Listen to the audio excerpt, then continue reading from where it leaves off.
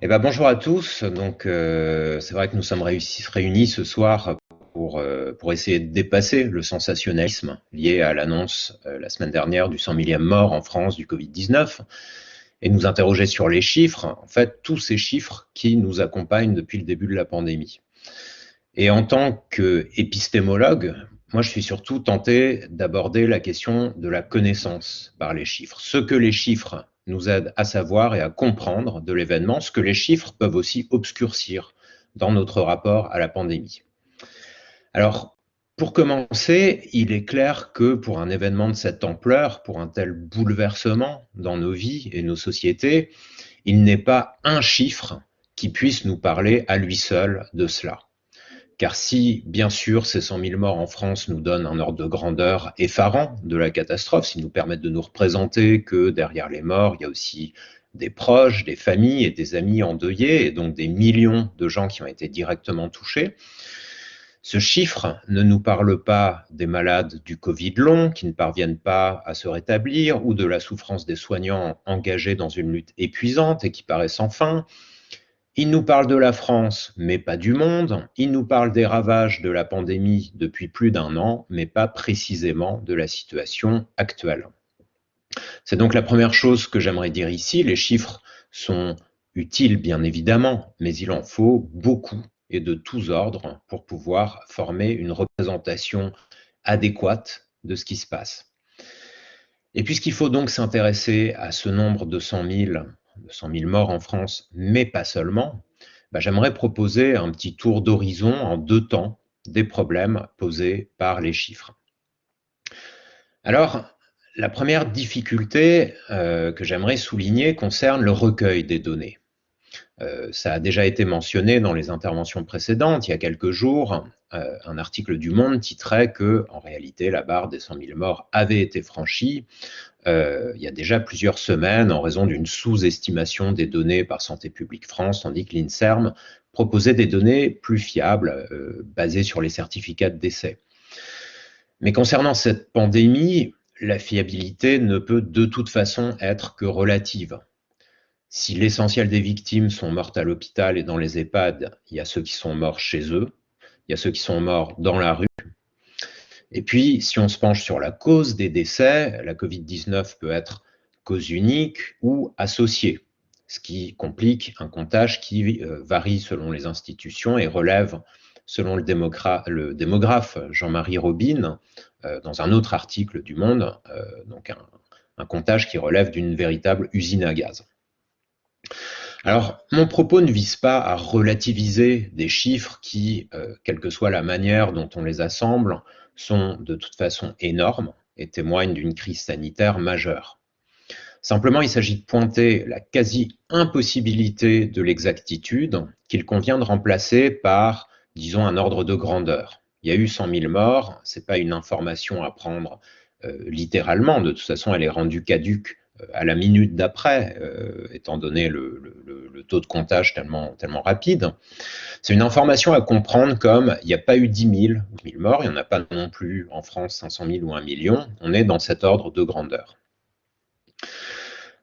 La question de l'exactitude, elle se complique encore si on parle de surmortalité liée à la pandémie. Quand on évoque ce sujet, c'est en référence à une expérience de pensée, un monde dans lequel la pandémie n'aurait pas eu lieu. Donc, combien de personnes seraient mortes en France entre mars 2020 et mars 2021 dans ce monde sans pandémie? Et combien de morts avons-nous eu en plus? C'est ça ce qu'on appelle la surmortalité. Donc, la réponse exacte à cette question n'existe pas, puisque le monde imaginaire que nous évoquons n'existe pas non plus.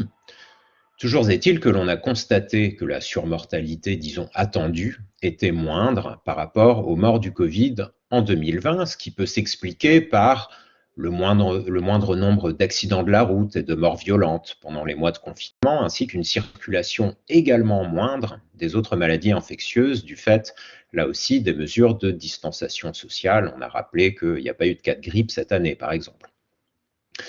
Dans ce sens-là, la pandémie, qui a certes tué des dizaines de milliers de personnes en 2020, a aussi contribué à sauver des vies.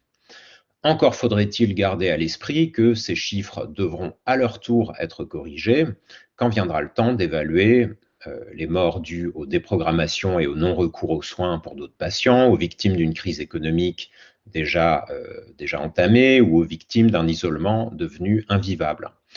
Donc on le voit, l'idée qu'un chiffre pourrait renvoyer directement et de manière non problématique à un fait social quantifiable n'a rien d'une évidence et demande de multiples précautions et corrections quasiment infinies. C'est aussi pour cette raison que lorsqu'on essaie de chiffrer un événement qui nous semble quantifiable, il faut comprendre les chiffres qui sont pourtant toujours donnés précisément, c'est des chiffres, et il faut les prendre avec une certaine souplesse d'esprit. C'est une assez étrange attitude qu'il faut développer face aux chiffres. D'un côté, il faut cultiver cette exigence de précision, de collecte de données les plus fines possibles, les plus en accord avec ce que nous cherchons à savoir. Il faut se réjouir que l'on progresse dans un recueil efficace, bien coordonné, incontestable des chiffres. Il faut se réjouir de la collaboration des organismes et institutions, des initiatives comme Covid Tracker, donc ce fameux site développé par un jeune ingénieur informaticien qui fait maintenant référence en matière de recueil de données de santé publique. Et d'un autre côté, il faut s'ôter de l'esprit cette croyance absolue en la précision des chiffres et les comprendre en ordre de grandeur plutôt que de manière absolue, sous peine d'accorder plus d'importance aux chiffres qu'à ce qu'ils représentent. Et il me semble que l'un des pièges du chiffrage, qui est l'abstraction et donc la désincarnation, s'installe de manière insidieuse dans les esprits un peu trop rigidement attachés à la précision des chiffres. Alors la deuxième difficulté que j'aimerais souligner porte sans surprise sur l'interprétation des chiffres. Dans certains cas, on peut se poser la question, quelle interprétation? De quoi il s'agit? Qu'est-ce qu'un chiffre aussi fort et massif que 100 000 morts de la Covid-19 en France réclame comme interprétation? Et pourtant, la question de l'interprétation est non seulement présente, mais elle est même tout à fait centrale. Je pense qu'on peut préciser cette question de l'interprétation, dans le cas présent, en parlant de la gravité de l'événement. Les gens semblent en effet avoir de fortes divergences quant à conclure au caractère gravissime ou à l'inverse relativement bénin de cette pandémie.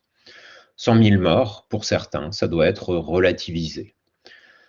En disant par exemple, la mortalité de la maladie est inférieure à 1%. Pourquoi s'inquiéter? Pourquoi laisser la peur guider nos vies? Et puis, rajoute tous ceux qui se sont enflammés en écoutant par exemple le comte Sponville, ne sommes-nous pas tous mortels après tout? L'obsession de vouloir ne pas attraper une maladie essentiellement non mortelle ne confère-t-elle pas un caractère morbide à la vie que nous vivons? Alors je relate cette position à laquelle évidemment je n'adhère pas du tout, simplement pour dire que l'interprétation des chiffres peut elle-même faire intervenir d'autres chiffres, en l'occurrence ici, on va dire une mortalité relativement faible, et ce chiffre va profondément modifier l'interprétation qu'on fait de ces 100 000 morts, en tout cas que certains peuvent en faire. Donc dans la logique de certaines personnes, 100 000 morts, c'est moins grave pour une maladie peu mortelle, un peu comme si le jeu de la roulette russe devenait soudainement plaisant à jouer parce qu'on a une seule balle dans un barillet de 100 et quelques chambres. Alors, est-ce que ça veut dire que ces mêmes personnes qui revendiquent le caractère opportun de rouvrir le droit à la fête, au rassemblement ou à la vie non masquée trouveraient atroce s'il y avait eu 500 morts en France à cause d'Ebola, une maladie autrement plus mortelle? Je ne sais pas, mais on voit qu'on peut s'embarquer dans des logiques quand même très divergentes à partir d'un seul et même chiffre. Autre exemple de conflit d'interprétation, les débuts de l'histoire tumultueuse de l'hydroxychloroquine dans cette pandémie, qu'un article rapidement publié par l'équipe du professeur Raoult avait présenté, on s'en souvient, à l'appui bien sûr, comme efficace contre l'infection au coronavirus. Efficace, oui, mais sur un échantillon d'une vingtaine de malades, donc non significatif statistiquement, et puis duquel avaient été retranchés ceux qui n'avaient pas voulu ou pas pu poursuivre le traitement, y compris à cause de la mort. Donc là aussi, la bataille a fait rage autour de chiffres qui, adossés à d'autres chiffres, permettaient une conclusion dans un sens ou dans un autre. D'où la question qu'on se voit un peu forcé de poser. Est-ce qu'il faut être relativiste des chiffres? Est-ce qu'il faut admettre que les chiffres sont finalement toujours contestables, alors pas forcément en eux-mêmes, mais dans l'interprétation qu'on va en faire? Ma réponse à la question serait malgré tout non. Et je la compléterai en disant qu'il me semble qu'il y a un art de mobiliser les chiffres, de les contextualiser. C'est d'ailleurs exactement ce qui a été fait tout à l'heure par Philippe Amouyel, qui a fait avec nous ce chemin de dépasser les données brutes pour les accompagner de tous ces éléments de contextualisation, donc les mettre en regard d'autres chiffres pertinents ou au contraire de laisser en dehors de l'équation les chiffres qui ne sont pas pertinents. Donc c'est un peu comme s'il y avait deux sciences des chiffres. D'un côté, les mathématiques, par lesquelles on va se doter d'une panoplie d'outils techniques, d'analyse d'objets mathématiques, et puis il y a une science du raisonnement avec les chiffres, de la manière de les mobiliser, qui est, à mon sens, au moins aussi savante et piégeuse que les mathématiques. Et de même que les mathématiciens sont capables de s'entendre sur ce qui constitue une preuve dans leur domaine, l'interprétation des chiffres est, à mon sens, aussi l'objet d'un consensus possible chez ceux qui ont acquis cette culture et font preuve de probité intellectuelle. Donc voici quelques points que j'avais envie de soulever et puis qui feront peut-être l'objet de commentaires aussi parmi les auditeurs. Je vous remercie beaucoup.